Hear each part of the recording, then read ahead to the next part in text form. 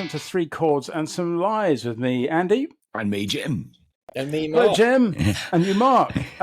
Today, we're very well. Today, we have got another guest, and we've got Mark Stow from OX4 Pickups. Now, we've been wanting him on for a very long time. Thank you so much, Mark. Welcome to Three Chords Podcast. Thank you for having me. Finally, glad to be finally on it. Fans, yeah. And then I saved up for my first proper guitar, which was a black Squire Stratocaster. Nice. And I was like, I want a red one like Mark Knopfler. And everyone was like, don't be so stupid. You're having a black one. I was like, okay. Yeah. I love exactly the same as you. Yeah. Where did you go from there then, mate? When was your first decent guitar, and when did you start sort of realising it was going to be your career? So I had my Strat. And, I was just learning to play, listening to, Dire Straits, Nirvana, blah, blah, blah. And then we got in a room together to try and make some, none of us could really play. But my other friend, Damo, had a Les Paul. And I didn't even know what a Les Paul was. I mean, I'd seen it on the TV, but I didn't really know, the difference between a humbucker or a single course. But I knew that when he plugged his in, it was twice as loud as my one. And I think, if I remember,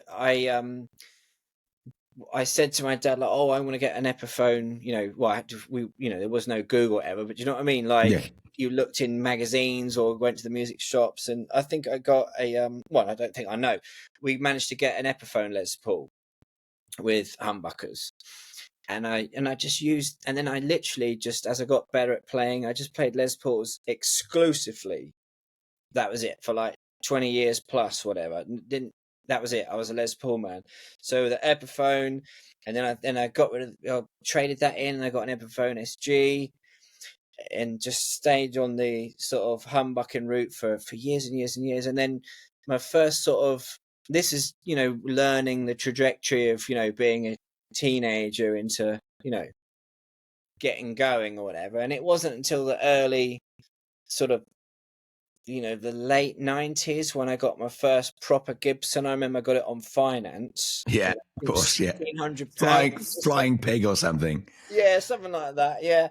And I remember it had Grovers on it, and it was like, it was a real Gibson, and I was really like, I got a real Gibson, and I loved it, and I loved that guitar, and used that for ages. And then by then I was sort of getting, the internet was just starting to come around, and I was reading about old ones and historics and things like that. And then this was back in the days when the dollar was like 2 to the pound. And I borrowed some money, and I bought 2 57 gold tops from America. Oh wow, okay. For the £2,000 at the time. What, 57 reissues or actual 57s? No, reissues. Reissues, yeah, still bloody hell. Yeah. That's how I got my Pensa. Yeah. Because the dollar rate back then was awesome. Right, yeah. And then the intention was to keep one and sell one and sort of pay off.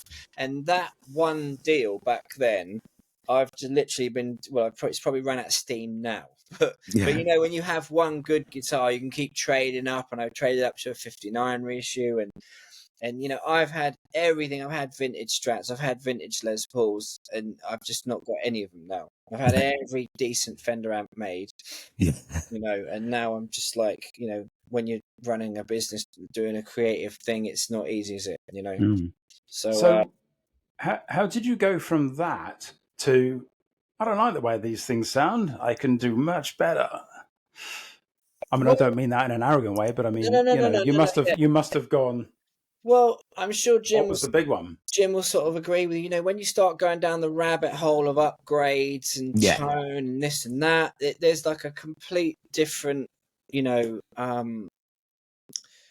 sort of options you can go through, from changing knobs or whatever to changing, and then I started reading about pickups, and like, I didn't really know much about, to me, everything I was playing sounded all right. I didn't know any difference, right?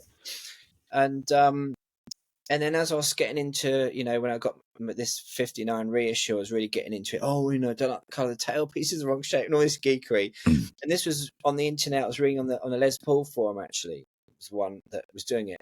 And there was this guy making pickups called Over the Pond Guy, or he's known in England as Barrett. Right. Okay. You make pickups, and it was all like a bit of a secret handshake. You can't just find this guy. Really hard to get in contact with him, and this and that. And through a player I know that used one of his guitars that he had some pickups on, I was introduced via email, and I was like, "Oh, I really want some pickups," and they were quite cheap at the time, and I was waiting and this and that, and managed to speak to him and said, I want this, and then he just said, "Well, why don't you just have a go at making your own ones?" Literally, that is what it was that did it. And I was like, "Well, I don't know anything about it. I don't know what to do. So I took apart one of the pickups, like a Gibson 490T or something. Yeah. Just took one of those apart, and just to see all the bits and bobs, because I didn't know anything about this stuff. Like, I really didn't.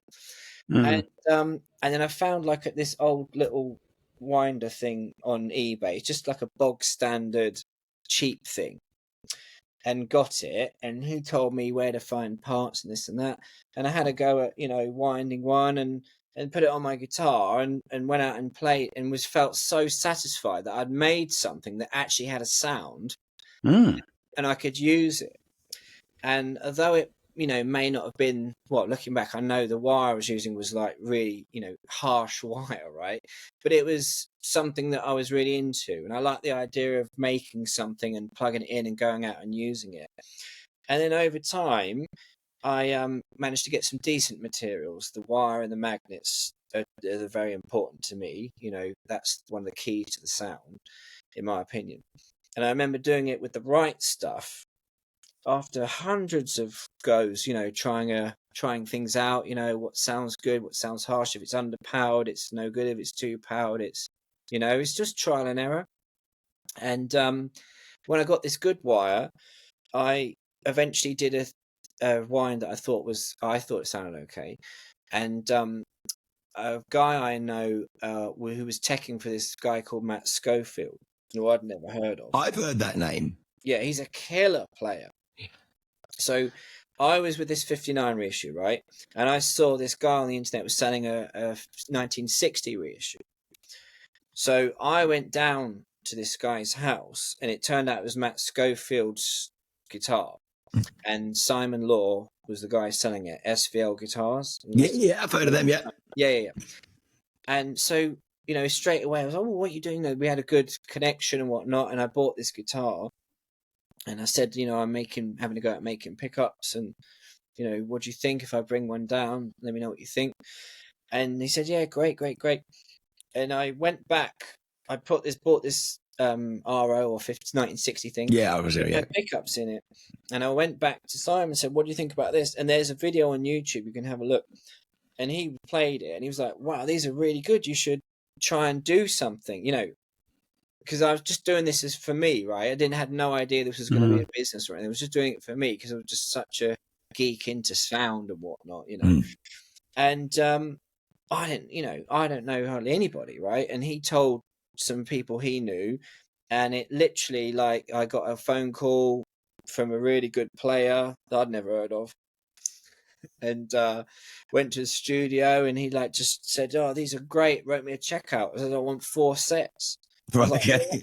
Oh my god, yeah. And literally, like, I know it sounds, crazy, but it was literally like overnight, kind of like the next day I had an email from someone who he'd told someone that, because these are session players, and told people, and then it became, I sort of became known to make some pickups that's good sounding pickups, because Bare Knuckle are great pickups. He's been doing it, forever, and loads of other people, and that's a good thing about pickup makers. Everyone does their own interpretation of what they like, and that's kind of how it sort of started. And and I never dreamed I could do it for a job, but look, we're 11 years in and still doing it, so I'm really happy about that. Yeah, well, it's great. When was the first time that you just went, "Oh, the hell is this happening to me?" I mean, obviously, I go back to Knopfler. How the hell did you end up making some pickups to Mark Knopfler? Well, there's a tech guy in London called Bill Puplett. I don't know if you've ever heard of that name, but he's been knows everybody. So he one day a really good player I know, a guy called Simon Johnson, who was a top session player. He messaged me, and I don't know who these people are. You know, you get an email, "Hi, I'm interested in because of the," you know, and it was through him I got introduced to this guy in London. And then the guy in London he'd just say like, "Right, I need a set of paths, or I need a set of P90s or whatever." And you know, and it was through him that I got, you know, to make a couple of P90s for Knopfler and some humbuckers, and you know, which for me was amazing. You know, I just, you know, that's like, for me, you know, that's great. Yeah. It's just so. I've seen the guitar that's got them in. The one he sold one of the ones at the auction, didn't he? I know, and yeah, it was crazy. And It I saw said that then, pen. it said OX4 I pickups. So it's know. like, what the hell? This is my mate who I buy pickups off on. I know, right? Yeah. I know, and I went up there with Good my grief. daughter. I know, I went up there with my daughter because I looked at that Penza that he played on, you know, in the Reims '92 tour, or whatever when it was, and I said, "Oh, you know, my name's in the catalogue. Can I have a look at this guitar?" And like, look, put in a side room, you know, and I made it clear I couldn't afford to buy it, but you know, quite cool. It was really nice, yeah. Good grief! I didn't know that. Yeah, he made That's pickups. amazing. He made pickups for Knopfler. Yeah. I got that now. Yeah, yeah. But like, Andy's got one of those Pensers. Who has? yes, Andy has got I one have. of the Pensers. Oh, what? Which one? The Blue Ice one or the MK80? No, the MK1. Oh, wow. I can go if you want to hold on. I can edit it and go and get Yeah, it. go so get you can it. have a look. Go get it. Mark and I'll keep. Yeah, okay. Here is my Pencer. Wow. Yeah, that's the one. Fantastic. Yeah, with the EMG pickups. Yeah, that's right. Yeah. They weren't exactly the same type of pickups that he had in his original. They were slightly different model specifications. I don't know why they did that, but so they sound a bit different to his original one, but they still sound epic because they're AMG and they've got boost in them. There's a boost Such a killer on the guitar, tone part. Yeah, So and then I think and in the back there's a little boost. You can even turn it up there. Fantastic. So I'll hold that for the rest of the interview. Yeah, why not? Why not? It looks cool. Yeah. We're going back into the Knopfler thing now. Tell me about that Paul. Is it Paul Stacey? Paul Stacey, yeah. So Simon Law introduced me to Paul Stacey, and he's the one that I went up to a studio in London and put some in an SG that he'd had for ages. He's had everybody's pickups in it, and he said, "Oh, everything, you know, it's not quite doing it." And I said, "Well, maybe it's the refinish on the guitar. It had like a paint on it that thick. It was 63 SG or something." And we put one of my I took all my gear up there, soldered it in, and because it was studio, he just had like, you know, everything mic'd up ready to go. And he just went, "Wang." And he knew stuff that I don't know, and he was like just letting it sustain, and was like, "Oh yeah, no, I like this." And then he told his friends, and because he's connected to everybody around the world, you know, a lot of players, and it was just, "Oh, can you make me some? Can you make me some?" So that was a pivotal moment for me then. And it was just, you know, I was working a job at the time. I was working at a college in Oxford, you know, playing my music and making pickups, and you know, that was that. And then when a lot of friends of mine have got their own business and doing this and that, and I just thought, well, I want to sort of have a try at it. Why not, you know? And went down to 3 days a week, and then 2 days a week, and then just thought, quit. I'm going to try and just go hard and try, you know, because I actually have had the tooling done for all my parts. So the bobbins, the bass plate, like everything is made for me except for the brass screws and the magnets and the wire. Everything else I've had, you know, made in Farringdon. Okay. Probably out. So where do you source the stuff from? Do you have specific magnets you have made and wire that you have? Yeah, but obviously in the early days, I was I got access to real paths, real PAF pickups, and found ones that were rewound, so it didn't matter if they were, you know, I cut wire off and took a bobbin to my friend to have cadded, you know, so that I could say, you know, my pickups are completely reverse engineered from an original PAF pickup. You know, because a lot of people love all that sort of stuff, you know. Yeah. I've always gone for sound rather than looks, you know, because you can spend, like, you know, in the early days, of course, you're spending ages like aging something, you know, like aging a pole screw in vinegar or whatever, you know. But now I'm just like, you know, it's all about the sound, and you know, I think they sound great, and because I use, you know, decent plating and whatnot, they age nicely anyway, you know. But with regards to magnets, so I've had access to tons of vintage ones, and there's a magnet company I use up in England somewhere who measured the Gauss on these original magnets and said, right, okay, well, this is X or whatever. We've got X point. That's good enough for me, you know. So yeah, all my magnets. So I was using the Alnico 4 magnets initially. Well, you know, they're my main magnet of choice. I love those ones because I think they're not as bright as an A5, but they're brighter than an A2. And that's what I like the most. But it's all preference. I use 2, 3, and 5 as well. Yeah, and so all my magnets are charged to this particular PAF that I had, and yeah, and then the wire's the same place it's been made, you know, for decades, and it's the way, I guess it's the way it's wound on the bobbin, the tension, the looseness, the, you know, the scatter. Not that it is scatter, but do you know what I mean? It's a handmade product, so they do vary. You know, well, Jim will tell you, you know, he's had a few sets. I've had 3 sets. They're all different, but they're all consistent. So I've got and I really love them. Basically, as you know, my mum passed away last year, and I got a guitar built. I got a Fano built, which you guys have all seen, and I wanted some of Mark's pickups in it. So Mark's hand wound me a set of your Hot Dwayne pickups. That's right. Yeah, which is the ones which is based on Dwayne Allman's. Obviously.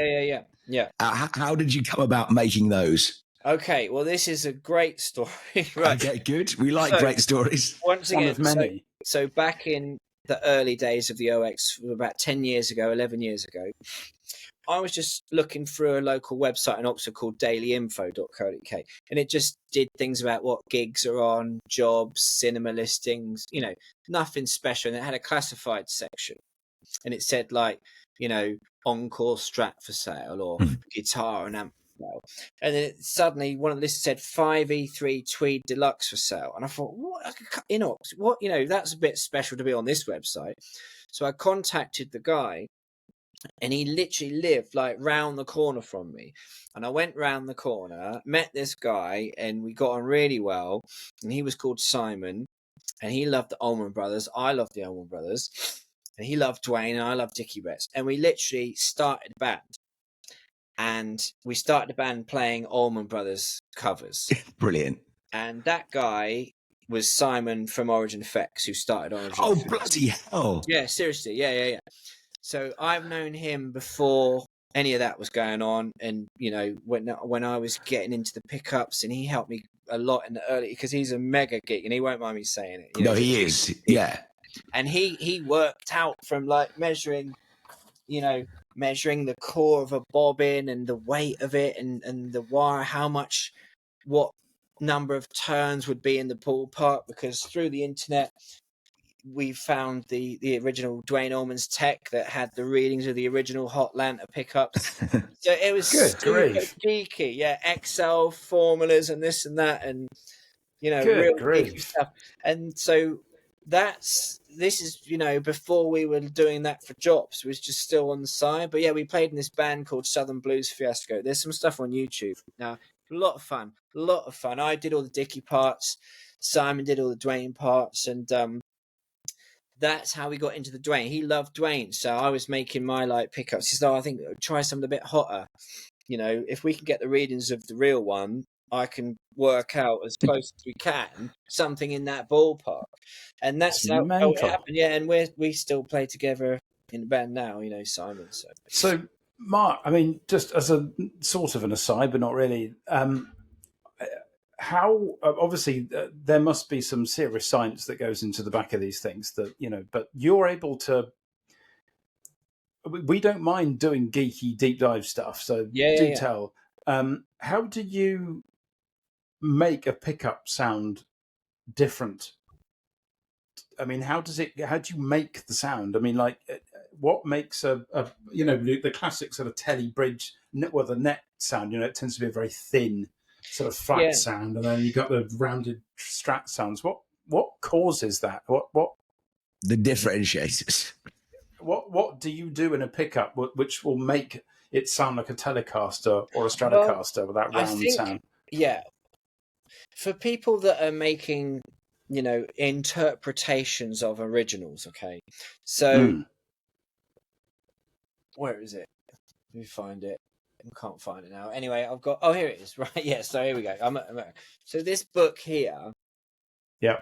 I've had from the beginning, and I won't go into it too much because it's got a lot of names and geekery in it, but everything I've ever done, well, up until a point, I've written down in this book, right? So Wow. with, for example, of a Telecaster, just for example, okay?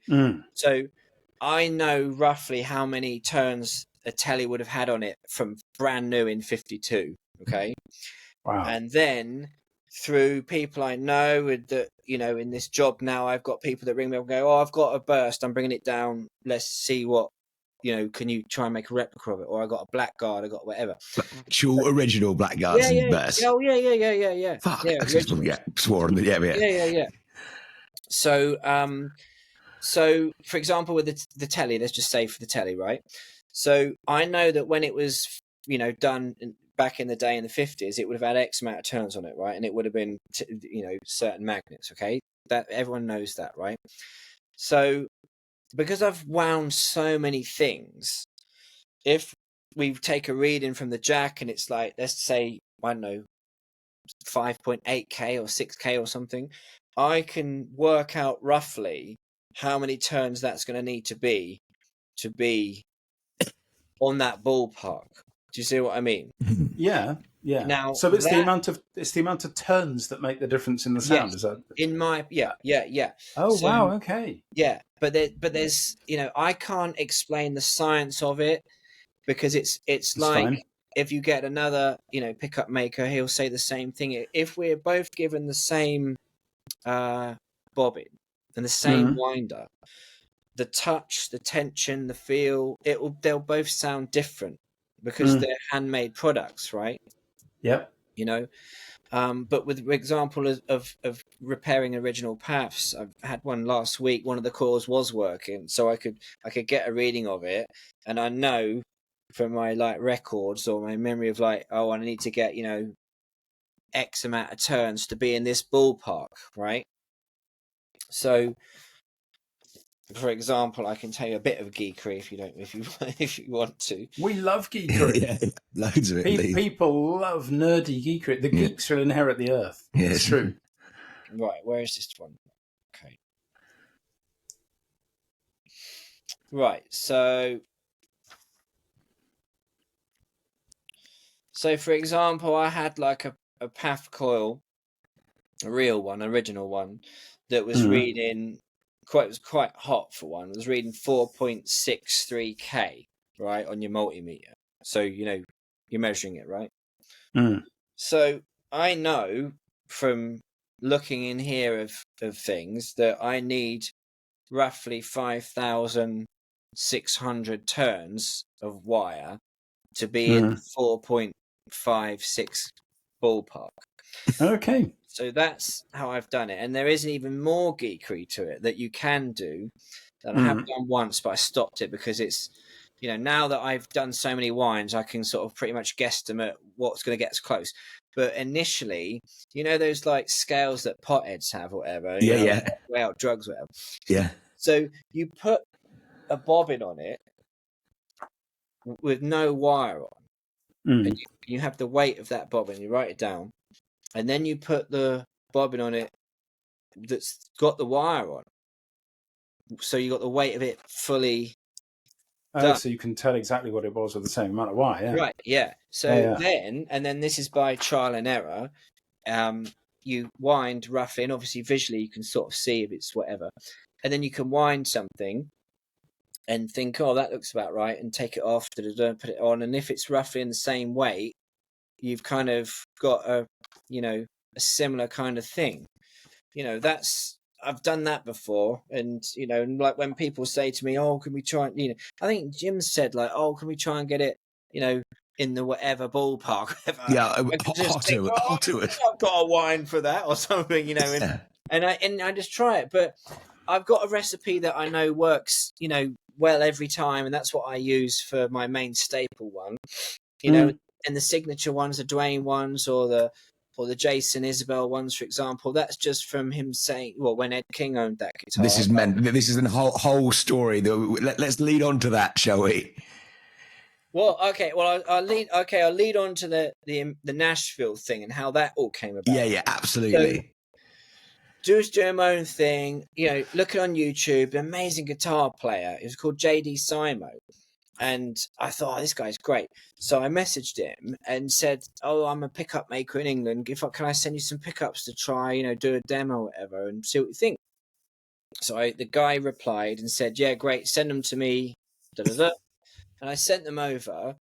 And the guy that was filming the video was a guy called Gary Bohannon, who was the tech for car and vintage guitars in Nashville. Wow. Okay. Well, I never even heard of, yeah, right. But I'd never even heard of all this sort of stuff, And he was like, "Man, these pads, we've put them in, one of JD's because they sound great, blah, blah, blah.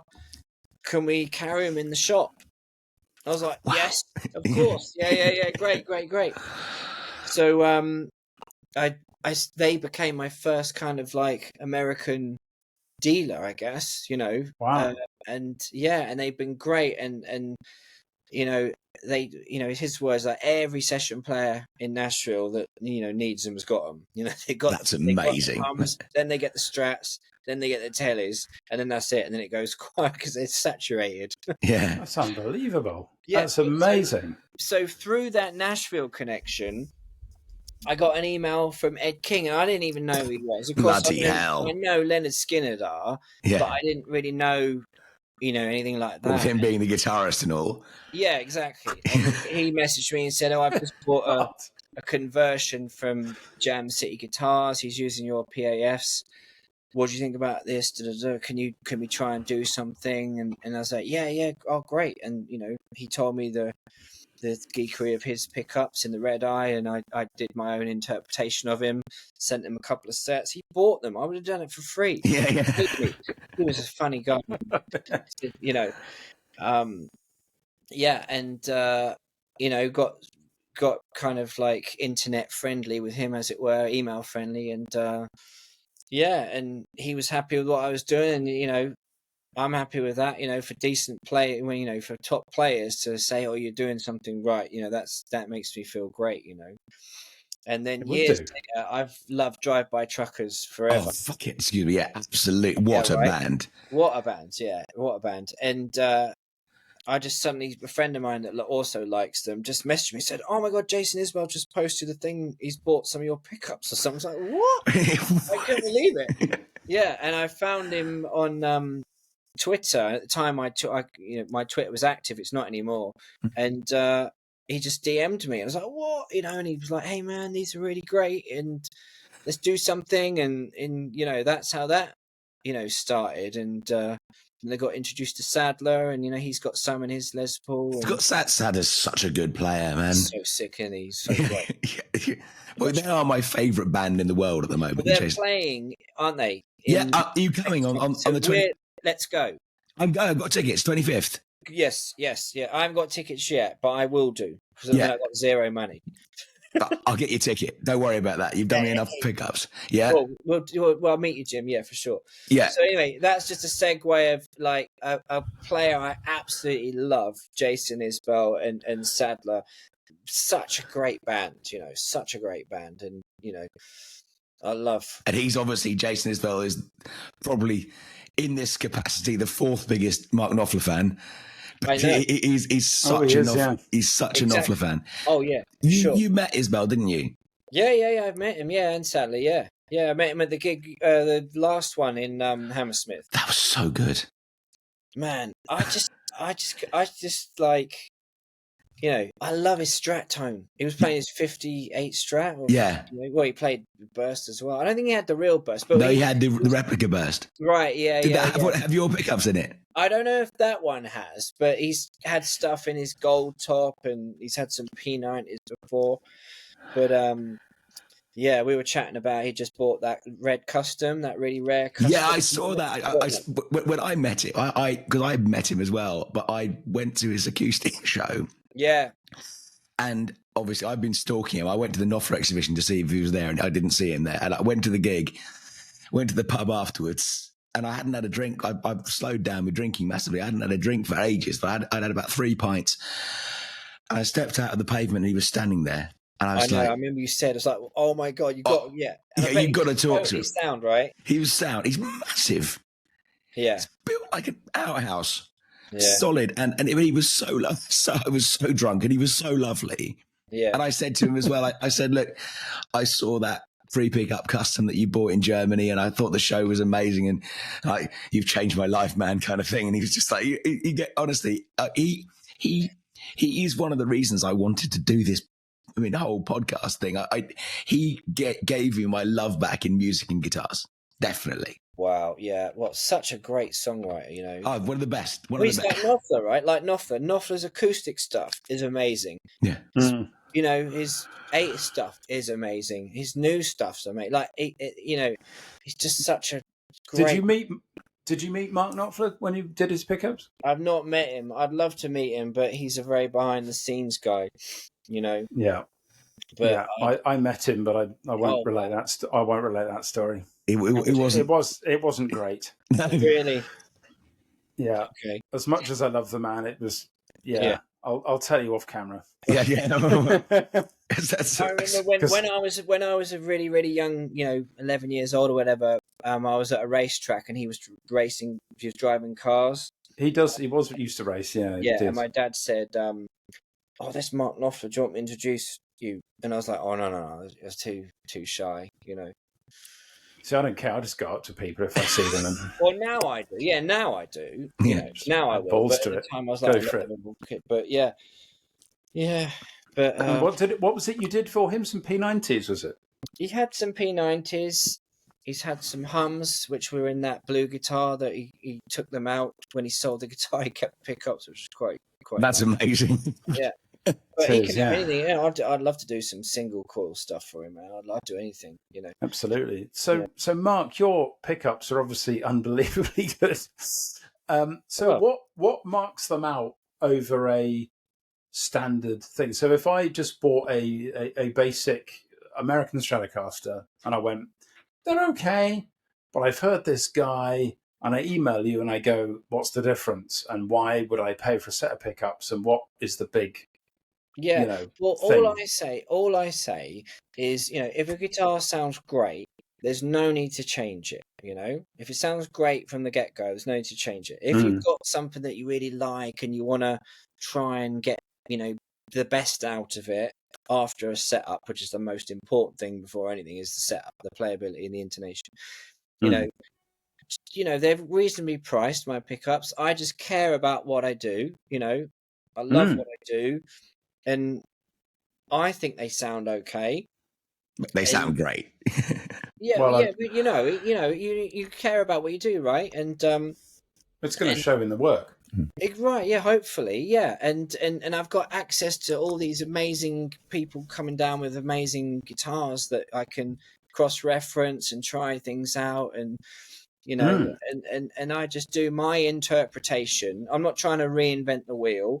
I'm not saying I got like a little magic dust bag of magic that I sprinkle. All I'm doing is I'm just making them here on my table, winding to a recipe that that I think sounds okay, you know, and that's it. Period. Right? It's like if you change a speaker in your amp, or whatever, or you change the pots. Every little thing makes a difference, you know. So it is literally just you. Yeah. Well, making stuff. My father assembles stuff, you know. But it's nice, just free slave labor. Nothing wrong with that. Of course. There's work for the job, though. I mean, he's not. None of my parents are musicians or anything, And like he's assembled most stuff, you know, when I'm busy, and he don't know anything about. He don't know who Ryan Adams is or Jason Isbell. He don't know any of these people. And I said, well, you've made their pickups, you know. And I've been sent an email of Ryan Adams playing on Letterman or whatever. Yeah, There's some stuff that was made here in Oxford, like put together by him. I mean, I remember going back to that Paul Stacey thing. I had a Les Paul replica of his that he said, "Oh, he dropped it off on like Wednesday. Says I need it back for Friday because I'm playing the Royal Albert Hall with Black Crows." yeah, right. No pressure, right? So I quickly made these pickups, gave it back to him, and that was the end of it. And the next day, he sent me a picture of Jimmy Page playing it. Yeah, What? and I was just thinking, God, I hope that in a dry joint in that Les Paul, and it go, you know what I mean? Yeah, that was when the Black Crows played a long time ago. Yeah. That's amazing. I mean, Well, I remember the first time I'd read about your pickup. This is my story of you. Is I read about your pickups. I'd seen the Jason Isbell rig rundown when he says, "Well, these are the pickups that I've got. They're made by a guy called Mark from OX4 out of Oxford, England." Oxford, England. Yeah. And I walked around the corner at the London Guitar Show. And there was this bloke sitting there with OX4 by, and it was just you. I thought you had a factory with like 30 people making these pickups. Oh man, I wish. And it was like, wow. And I got to meet, and as I say, I'm still bothering you for a T-shirt. Mate, honestly, all right. The truth is, I had like a run done when I had some money. Yeah, because I've got a friend that works in that, and I don't understand all this drop shipping and all that sort of stuff. Because I have to buy like a run in order to do it. Do you know what I mean? And I've got them. I've probably even got it on. I think I always like it's like work clothes, like Superman. yeah. I literally don't. I only have like 4 left, but I promise you can have them free as soon as I get it sorted out. You can have one, man. No. It's cool. I want to do it, but I don't understand this drop shipping thing. And I spoke to because it's easier for it to order and then it can just go out. And you can do that. You can just have the design, press a button, you could order it already. I've got it's just I haven't actioned it yet, because it's just been so. But I've got 2 kids and it's like a nightmare, and it's. I know what that's like. Are you at the guitar show in a couple of weeks in London? I'm coming to hang out. I'm not exhibiting. I want to hang out this time. Yeah, I'm coming to hang out as well. So let's have a beer. Yeah, for sure. Yeah, and we can have a chat about some stuff. Because I'm right into this Iverson thing. Have you played any of his things yet? Yes, I've played one. Yeah, a friend of mine, Andy's got one, and I think they're amazing. Yeah, I pick one up. Basically, I've got one on order, so it's coming in about 3 or 4 weeks' time. Leo and Ted's, get in touch with Leo and Ted's, mate, because they're brilliant. You want to get those guys selling your pickups. But I swapped a custom shop telly and he let me do it for an Iverson custom build, which is an amazing thing. I've now got the custom shop telly back because I missed it too much. I traded for something else, a whole nother story. You know about me and my problem with that. He basically, he had a red double P90 Sun Bear pickups in that one, double P90 one that I picked up in a trade, and it arrived on, where are we now? Thursday. It arrived on Monday. It's unbelievable. The feel of that thing. Oh man, we'll have to get together at some point and Well, absolutely. Well, it'd be really nice when Andy's going to come over at some point soon as well, because he's got some guitars to sell. So we should all definitely great to all meet up and have a chat about all of this, because it's for sure. It's so fascinating. All these stories about Ed King, Jason Isbell, Mark Knopfler. I mean. What the hell, Jimmy Page? I mean, what world are we? What have we walked into here, Jim? What the hell? Here's another funny story. I was driving along and my phone went to was ringing. It was a number I didn't know it, and I let it go to voicemail. And I had it the Pope or like? It's a pretty cool person. Well, I think he's calling the Pope. And, not difficult. Yeah. I ring it back. I ring the voicemail back, and it's like, "All right, Mark, it's Johnny Marr here." What? Yes. See. Yeah. And this again, for God's sake, this guy in London, this Bill Puplet tech guy, he said, "Yeah, I've been using your stuff for decades," which I kind of didn't know, but I thought I had an inkling. But for me, I don't put anything on my website until I know for sure. Yeah. That they are, using it. Do you know what I mean? Yeah. he's like, yeah, I'll put them on the. Anyway, so I've just made a couple of Dwayne's actually for some Jags that he's got. For Johnny Marr? Yeah. Same material as mine. Same. That's amazing, man. Yeah. He That is gave me this. insane. He spoke and he's like, where is it? Probably seen it.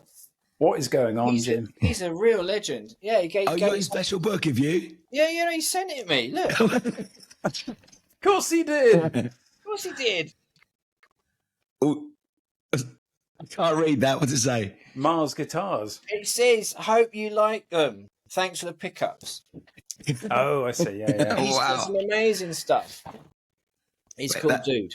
That is great, man. He's a cool dude. Yeah. So, Mark, you've made some pickups for some ridiculously well-known people. Is there anyone that you would like to have made pickups for, living or dead, but preferably living?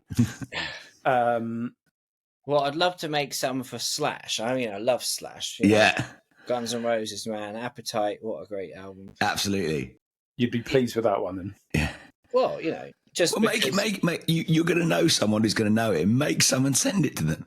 Yeah, I mean, I think half the thing, but he's got a deal with Seymour Duncan or Joe. Anybody like.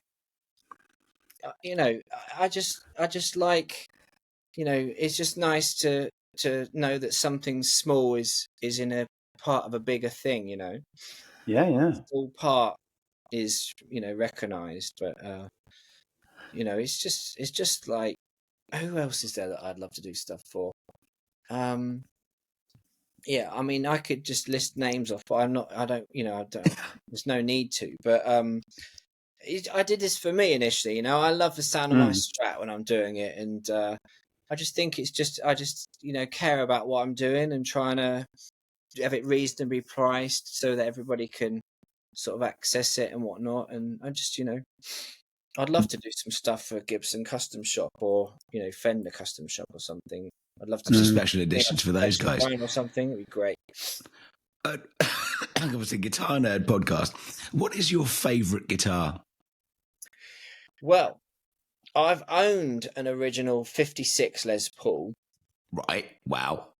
Yeah, you see my face. I went up a bit there. I'm a Strat man. I think I'd rather have an SG over a Les Paul, but I'd rather have a Strat over an SG. So you're a Strat man, and he's also a Strat man. Yeah, I think it's because my first guitar was Strat. That was my first ever. The shape. I think it was with Mark Knopfler, with the Strat, and then later on the Edge. Because the Edge, which I constantly bang on about on our podcast, and Jim's probably bored of hearing about. He's an amazing player. Yeah, that is someone I've really, really, really, really, really want to meet, and I hope I won't be devastatingly disappointed if I did. I think Strats are just. If without the Strat, this wouldn't have existed. Yeah, and they're just beautiful things. They're just. I think everybody. I'm getting a telly when I got some money. When I got some money, I think a Strat telly 335. All of them is worth having. And even some of these like non-traditional things, that I've seen and played, and the action, the playability, the neck profiles, it's so good. But I've had vintage guitars. They definitely, there's definitely something in the old wood, fact, and there's definitely something in the old pickups, fact. But you can get 98% there. I mean, I had a friend around here that's got a Burst. Yeah, honestly, it was like, was it 98% better than a Les Paul with decent parts in it? You know what I mean? Yeah. It's the mojo you're playing. I played that Peter Green Les Paul, the real one. Well, the actual Greenie? The actual real Greenie, yeah. And what the hell? And that it's a historic thing, isn't it? So it's the mojo. It wasn't any different. Yeah, it's got a bit more sustain than something else I've played, for example. But for me, I love Peter Green, and I know Gary Moore owned it, and Kirk Hammett. Kirk Hammett now owns it. Yeah, of course. But it was that was kind of like another moment of like this pinnacle guitar, but like not like Don't Meet Your Heroes kind of thing, right? But it wasn't. I'd rather have the money than that, right? And I've had the chance to have. Well, I sold my Les Paul, and I was having, you can get just as. I kind of wish I didn't, because the guy I sold it to just sold it for mega money. But anyway, that's another story. But my mate's got a 61 Strat, but my Strat's just as good, But if I won the lottery, I'd buy one. Yeah, exactly. You know what I mean? And I'd use it, and I used all this stuff live. I go out and use it. What's the point in owning it if you don't do it? That's 100%. People but who I just think I'm more into amps than I am guitars. Well, I know nothing about amps at all. Oh, that's nothing about amps. Another rabbit hole you can go down. So, are there going to be OX4 amplifiers in the future? I toyed around with the idea of it, but once again, it's for me personally to do something to use, But there's so much involved. Well, with amps, you just can't make they can kill you, right? So you can. You know what I mean? You got to have. I need to know a little bit more. Yeah. No. Yeah. I don't know. I mean, I'm just I did toy around the idea of maybe trying to do a whole Strat or something, but there's so many people doing good stuff. I'm just going to stick to my lane, make good quality pickups. That's what I'm going to. Absolutely. That's what you're apparently extremely good at as well. As it turns out. Yeah, I mean, I've got 3 sets of your pickups. That's amazing. You have a signature one soon, mate. Yeah, absolutely. Well, I absolutely. There has to be one. You can do me a signature one any time you like. So absolutely. Well, I've got 2 sets of Red Eyes. Yeah, man. And I've got the Dwaynes, and I've got to say I love them all, but the Dwaynes really, in that Fano, the Dwaynes just sound unbelievable. Yeah, I had some Dwaynes because initially, I prefer the lower ones myself. The lower, but they're the same recipe. It's just a bigger version. There's been some geekery gone on with the wines, so that it's the same character but fatter sounding, because they're a lot hotter, right? Yeah. Yeah. And I had them in a Les Paul for a while, and I must admit I did like it. But my favourite ever tone is an SG. I think that's just killer sounding. Yeah, I love SGs. We've got one of our regular listener, a guy called Tim Caulfield. I was chatting to him this morning, and he wants to get a set of your lower wines made for something. And I always do my best to say, that's what you need to put in your guitar whenever anyone talks about yours. So I need to get some of your single coils as well. Yeah. Oh yeah, mate. I mean, yeah. I just love playing the Strat. The Knopfler thing. That just bell tone. That beautiful. Yeah. I just think. Well, I love it. And Mark Knopfler's pickups, they seem to be more bell-like than anybody else's. They've got a real rounded, globular sound to them. It's definitely position. You need to be in position 4. You need to have the treble up, and you need to use your fingers and do all the attack and whatnot to get that. You do. That tone. You do. But I've heard Jason Isbell get that exact tone. Yeah. You need a maple neck. A maple neck is essential to that tone. Yeah. In my opinion, if we're really getting down to it, I agree. Yeah. You have to have a neck, and then there's speakers, and then there's whatever. But you can get 90% there. Go and buy an Encore Strat, put in some decent or one decent pot. Yeah. You're right. You just need one decent pot, the volume pot, or the tone pot, and then just put a set of pickups in it, and you could probably get 98% there through it. I mean, I've just got a at the minute I'm just using a Boss Katana. They sound amazing. For the money, great amps, yeah. Yeah, I got a gig on Thursday. I'll be using that. They're great amps. Sorry, Andy, you go first. No, I was going to say I don't know if I'm a bit weird, but I think by law all Stratocasters should come with maple necks, just by law. And if you put a rosewood one on, you should probably be tortured. And I've got Brazilian rosewood on my one. Brazilian rosewood. Yeah. Oh God, this guy. Yeah. What the hell? When I had a maple one, it did sound more like a Strat. I was going to ask you that. Talk to us about your current guitar. So I'll show you. There's a Yeah. story with this one. So basically, this is just a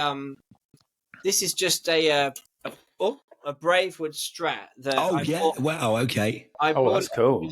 I bought it off of a session player about 10 years ago, and he gigged Lovely it. colour. Yeah. It's really big neck on this one.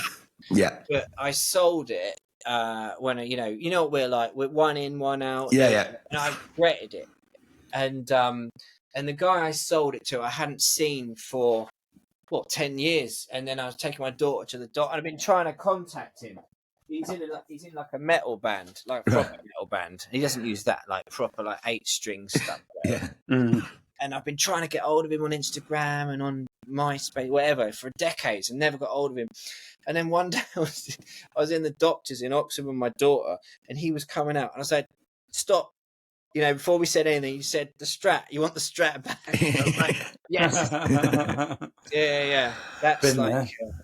yeah. I mean, I've just got that Strat at the minute. I've got a Telecaster that I'm in the procedure of getting through a shop in America, the Music Zoo. We're doing a deal, but when cash comes, cash comes. But yeah, I'd like to get an SG again at some point to put hums in. Yeah, but the Strat for me, I've been playing humbucking guitars for so long that it's so refreshing to get on a Strat again. And what pickups have you got in your Strat?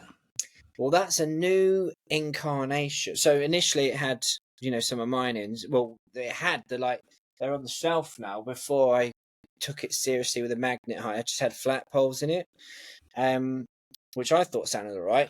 But it wasn't until a couple of months ago someone brought down a 58 Strat, an original. It looked like a reissue, but it was 100% straight, 100% original.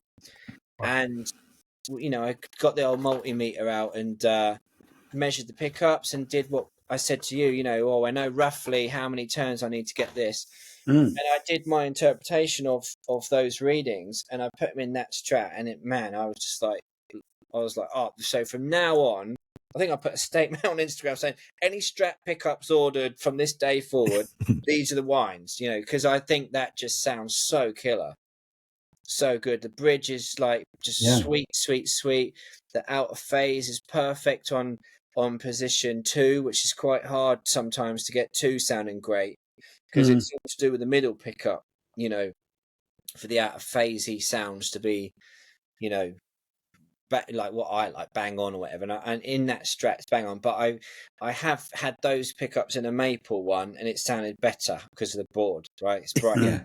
Yeah. Maple is nice, because briefly going back to the Edge and his sound. I mean, he's always had vintage guitars because of the pickups, because they age and they get an even more amazing sound. Yeah, they come down and Yeah, but that is something that you could replicate. So if I said to you, because I've got a penny to scratch my behind with, but if I said to you, Mark, can you make me a 70s Strat pickups aged sound? Yeah, would you be able to do that, or I get could, close? I could get close to it if you want. The only way of getting in terms of OHM and the feel of the pickup, I'm pretty confident I could get there. But if you were to get like super geeky, you'd need to get the Gauss measured on the poles, on the original ones. What the magnet supplier I'm using is fantastic, and the sounds are so good that I would just trust the judgment of the manufacturer to put in, whether it's an 8, 4, 5, whatever on a Strat. But if you were to get super, if it was a particular, or whatever, like Rory's Strat that's just sold, whatever, if you could measure the Gauss of those exact poles, then you can get roughly a very similar charged magnet. Interesting. And then then you can do it. Yeah.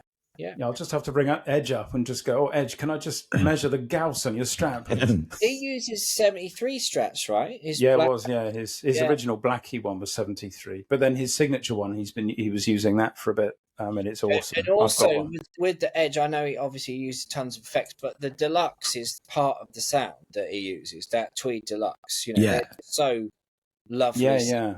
Well, he started off with AC30s, and then I think he added the Fender. So I've got one. Unfortunately, not. I've got the peasant version without the blue Alnicos. Well, the blue Alnicos do make a difference. Honestly, the speakers. Yeah, I know. My friend's got like 50 of the same speaker. Then he's got another 40 of those greenbacks, and then 20 JBLs, and he's always trying different things. Apparently, you can retrofit the blue Celestians to the one that I've got. But I change speakers and amps all the time. It's so easy. Yeah, and I know. Edge started off with one of the. I think he had two of them. One was, I think the front of it's broken, and I think he added the Fender Deluxes and a couple of tweeds, and he's got about 4, 5, 6 amps now that all create this ridiculous noise that he's able to do. But I've always loved the sound of his Stratocaster. All of them have had this amazing sound, and it must. Yeah, and he's always said, he only ever plays vintage guitars because of the sound of the pickups, because they've aged. But it's great to know that you could do that. Of course, yeah.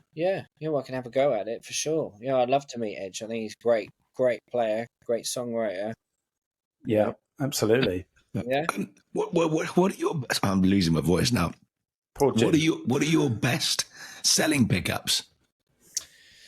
Well, I think most people, maybe they think the 4 means Alnico 4 in OX4, OX4 as the Americans call it. But it's not. That was my postcode of the house I lived in. That's just keeping it real, isn't it? Well, true. But at the time in when I lived in OX4, there's a band from Oxford called Ride. They got a song called OX4. Yeah, of course. There's breweries called OX4 Breweries. There's OX4 Sound, which is a studio. It's just that whole area of Oxford at the time I lived in, so I just called that the name of my stuff, OX4 Pickups. Okay. That's cool. So when we were getting onto it, I just forgot what we were saying now. You were saying best selling. Yeah, so they're 4, right. I'd say they're low wind Alnico 4. Because that's what when I first made my first true humbucker PAF clone, I was told that the magnet I had was an Alnico 4 charge roughly. So that's what I did it based on that, and that's the one that everyone I always recommend. If someone says to me, right, I got a Les Paul, got SG, got whatever, what do you suggest? And I always say, well, I always go for the low wind A4 for clarity, dynamics, feel, authenticity. But if they say, I want it quite hot, then I'll say, well, then maybe the Dwaynes you might like, or a slightly hotter wind. And sometimes you can put an A5 in a Dwayne to sort of bring a bit more brightness out. Initially, I was doing them with A4 magnets in. Until recently, I tried a 5, and I just thought it sounded a little bit better. In fact, Jason was the one that told me that he preferred a 5 in the neck because at gig volume, it was brighter because he's got a really bright tone anyway. Yeah. But so then that's how that kind of came about. When I was putting having a 5 in the neck initially and a 4 in a bridge, and then I went to both 5s.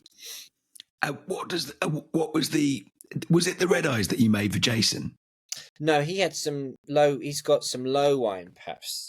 Right. Yeah. So I need a set of those, really, don't I? Well, if you want to, you yes. Yeah. I mean, you've got the hot ones, right? I've got the hot ones, and I've got 2 of the red eyes. Yeah. Well, the low winds are just it's like it's just a different flavor of. It's a different particular, sounding pickup. But yeah, he's most people, I'd say nearly everybody we've mentioned have all got low ones. That's how it all started. And then you build on from there. If you want, like I say, if you want the hotter one, you have that. If you want whatever, you have that. Or like if some jazz player, that guy that plays on Strictly or whatever, he's got low winds, Alnico 2s. Right. Apparently, I don't even know who he is, but I was told stuff. Well, shortly before Jerv dies on us, we'll think of wrapping things up a little bit. But Mark, what have you got coming up for you? Have you got anything big coming up? Have you got any more gig? Have you got anything that you'd like to tell us about? Okay, well, I'm just playing a little blues band for myself, but we're not really doing anything like warrants anyone to come and see us do anything. But I am doing a bit of session bass for a guy called Danny Mellon, who's on tour in the UK. So I'm doing 4 dates with him. I'm loving that. I've got pickups in my jazz bass, OX4 pickups. Oh, you make bass pickups too, yeah? I've done them, decades ago, but I just don't advertise it. But anything that's got pickups in, of course, I'm going to have a go at doing something. Absolutely. But check him out. He's really good. He's called Danny Mellon. He's kind of like the jammy Sam Fender. He's a lot of fun. And he just messaged me on Instagram and said, "Look, do you want to come and play a tour?" I was like, "Yep." Yeah. Didn't even think about it. I was like, "Yep." Right. I'll do that. So you're in London. Come down to the O2 in Islington. When are you playing? That one is. I'll tell you quickly. That one is on November the 9th. Oh no, that's the Oxford one. That's the Brighton one. Hold on. 7th. That is my wedding anniversary. Ah, the actual date. But yeah, that may not happen then. Well, no, I'm actually doing the anniversary thing the weekend after. So I missed you. Oh, I like that. Is that the Isbell Strat? No, this is my custom shop that I got back from. Yes. But this is the one that I was thinking maybe one of your low wines in here.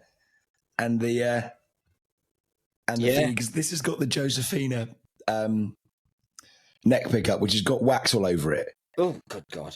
And this is the horrible Texas Specials. Yeah, bright and spiky. Horrible. So we need to talk about that. What's the neck? Is that a slab board? Is it a 60? 63? It is a slab board, but the best thing, it's got the tiger stripe. Roasted maple flame. Nice. It's a beautiful, beautiful Telecaster. That is lovely. Yeah, man. So, that's absolutely lovely. I'm literally doing a low wind and a bridge for a telly at the minute for a customer at the minute. How many do you make a day? It varies. I mean, it varies. I mean, for example, today I've made 4 sets today. Right. But it's not always like that, because remember there's 4 bobbins per set. Yeah. So it's quite a lot of bobbins, it's quite a lot of wire. But sometimes you're doing big trade orders, sometimes you're doing like not many orders, whatever. Yeah. That's the nature of the beast. So going forward 2025, I want to try and really get more not industrial with it, but do you know what I mean? I want to try and get a bit more consistency. I want to try. I'd love to team up with I'm working with some builders. Have you heard of Banker Guitars in America? Yeah. I do stuff for Matt. He has a lot of Dwayne stuff and Bino stuff in his Carina builds.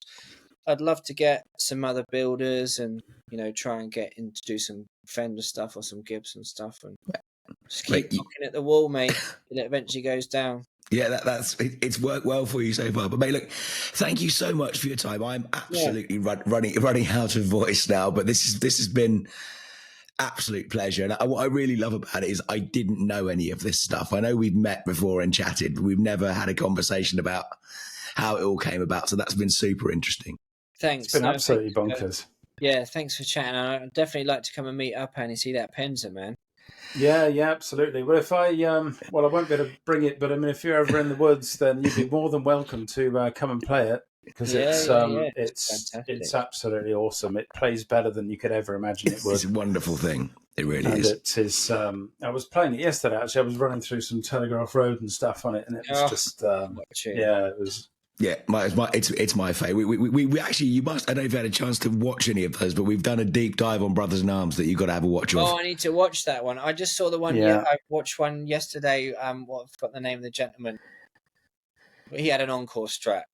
Was it Jordan or someone like Steve Jordan? Steve Jordan. Link, I think so. Yeah, you sent me the link on it. Yeah, it was Jordan. I gave you some kind of a flavour, so that's all good. Yeah, absolutely. And we've done deep dives on Brothers in Arms and the Joshua Tree. And they were really good fun. Yeah, they've gone down quite well. Well, so, it's nice to be part of this. I like this. So if ever there's another opportunity to do something, there always will be. 100. They will up to you. They will be 100%. Absolutely. We'll make some. We'll do like maybe talking about your favourite albums or something like that. That'd be great. Yeah. We'll find a way. But thoroughly enjoyed that. We will wrap it up there, folks. So thanks for listening. Like, Mark, subscribe. We will see you on the next one.